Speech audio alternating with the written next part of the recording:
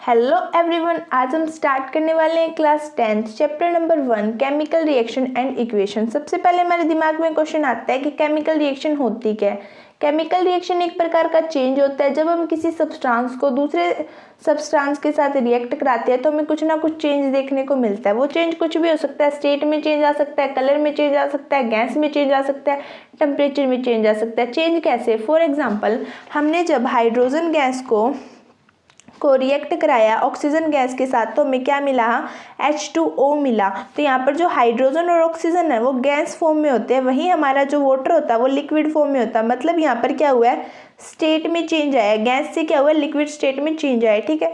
दूसरा हमें क्या होता है कि जो H2 और O2 है ना वो आग लगाने में माहिर होते हैं, वहीं हमारा जो वाटर होता है वो आग बुझाने में माहिर होता है। ठीक है। इसी को हम क्या बोलते हैं? Chemical change. केमिकल चेंज हमारा 2 टाइप्स में होता है। फर्स्ट चेंज क्या होता है? Physical change.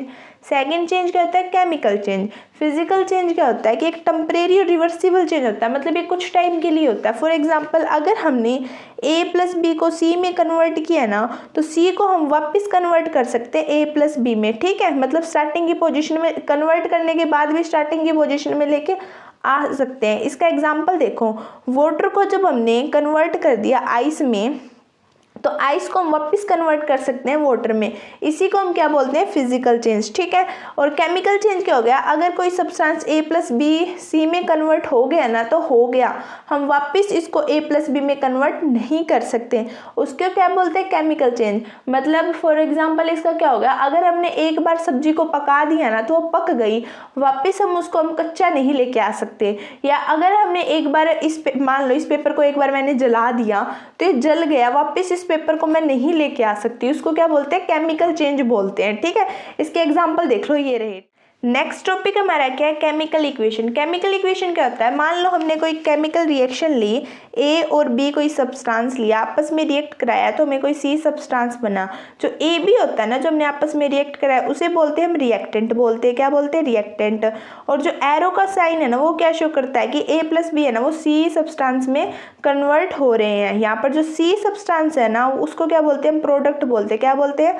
प्रोडक्ट बोलते हैं। इसी को हमें केमिकल रिएक्शन को हमने रिएक्टेंट प्रोडक्ट में शो कर दिया ना, उसको हम मतलब वर्डिंग के फॉर्म में शो कर दिया ना, उसी को हम क्या बोलते हैं? केमिकल इक्वेशन बोलते हैं। ठीक है। अब इसकी डेफिनेशन देखो, a word equation show change of a reactant to product through an arrow placed between them.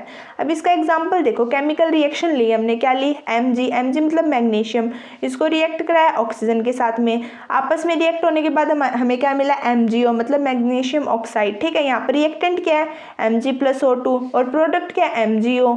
इसी को हम क्या लिख रहे हैं? मतलब इसको हम किस में लिख रहे हैं? वर्डिंग के फॉर्म में लिख रहे हैं ना, इसी को हम क्या बोलते हैं? केमिकल रिएक्शन बोलते हैं। ठीक है। जो रिएक्टेंट होता है ना वो हमारा किस साइड लिखा जाता है? Left hand side. ये क्या है? Left hand side. जो प्रोडक्ट होता है वो हमारा किस साइड लिखा जाता है? Right hand side. ठीक है। केमिकल इक्वेशन है ना 2 टाइप्स की होती है। फर्स्ट टाइप क्या होता है? Unbalanced chemical equation. सेकंड क्या होता है? Balanced chemical equation. Unbalanced chemical equation क्या होता है कि जो हमारा रिएक्टेंट होता है ना वो रिएक्टेंट वो प्रोडक्ट के इक्वल नहीं होता। इसे क्या बोलते हैं? अनबैलेंस्ड इक्वेशन बोलते हैं। ठीक है। इसकी डेफिनेशन देखो, the mass of element present in the product of a chemical reaction is not equal to the total mass of element present in reactant. Means जितना मास हमारा रिएक्टेंट में मौजूद होता है ना उतना हमारा प्रोडक्ट में मौजूद नहीं होगा। उसे हम बोलते हैं अनबैलेंस्ड केमिकल इक्वेशन। आइए हम अनबैलेंस्ड केमिकल इक्वेशन का एग्जाम्पल देखते हैं। एग्जाम्पल देखो, यहाँ पर हमारे पास Fe है मतलब आयरन। आयरन को हमने जब वाटर के साथ में रिएक्ट कराया तो हमें क्या मिलेगा? Fe3O4+H2। मीन्स यहाँ पर है ना देखो, रिएक्टेंट के अंदर है ना Fe की वैल्यू क्या है? 1 है, लेकिन यहाँ पर देख प्रोडक्ट के अंदर इसकी वैल्यू क्या हो गई? 3 हो गई। ठीक है। हाइड्रोजन की वैल्यू 2 है, यहाँ पर भी हाइड्रोजन की वैल्यू 2 है। ठीक है। अब देखो रिएक्टेंट के अंदर ऑक्सीजन की वैल्यू कितनी है? 1 है, लेकिन यहाँ पर देखो प्रोडक्ट में ऑक्सीजन की वैल्यू 4 है। मीन्स हमारा जो रिएक्टेंट है ना, रिएक्टेंट की वैल्यू और प्रोडक्ट की वैल्यू मतलब रिएक्टेंट का मास और प्रोडक्ट का मास आपस में इक्वल नहीं है। उसको हम क्या बोलेंगे? अनबैलेंस्ड केमिकल इक्वेशन बोलेंगे। नेक्स्ट टॉपिक हमारा क्या है? Balanced chemical equation. Balanced chemical equation क्या होती है? हमारे जो रिएक्टेंट और प्रोडक्ट है ना, मतलब रिएक्टेंट का मास और प्रोडक्ट का मास वो इक्वल होता है, मतलब प्रोडक्ट के, मतलब रिएक्टेंट का मास इक्वल किसके होता है? प्रोडक्ट के। उसी को हम क्या बोलते हैं? बैलेंस्ड इक्वेशन बोलते हैं।